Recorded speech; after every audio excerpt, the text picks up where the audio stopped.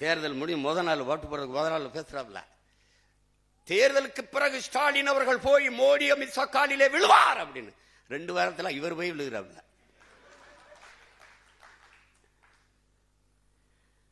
போராடி தடுத்து வச்சிருந்த அத்தனைக்கும் இழுத்து போட்டாப்ல. ஜல்ஜன் ஜீவன் திட்டம்,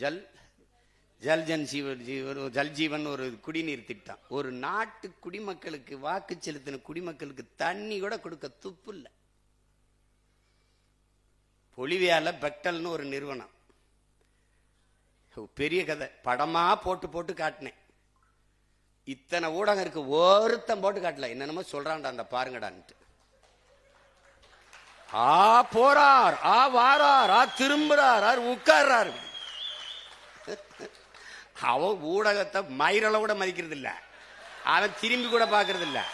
இவங்க ஐயோ போய்கிட்டு இருக்காரு, வந்துகிட்டு இருக்காரு. நம்ம மாண்போட மதிப்போம், நம்மளை மதிக்கிறது இல்ல. ஊடக தீண்டாமை. நம்ம ரொம்ப தாழ்த்தப்பட்டவன் அவங்க பார்வையில், தீண்டத்தகாதவன் நாம். நீ என்னடா என்னைய ஒதுக்குறது தீண்டத? நான் உன்னை திரும்பி கூட பார்க்கல. போட்டா போடு, போல. நீ என்னை செய்தி போடுவ, நீ என்னை காட்டுவாயின்னு கட்சி ஆரம்பிச்சோன்னு நினைக்கிறியா?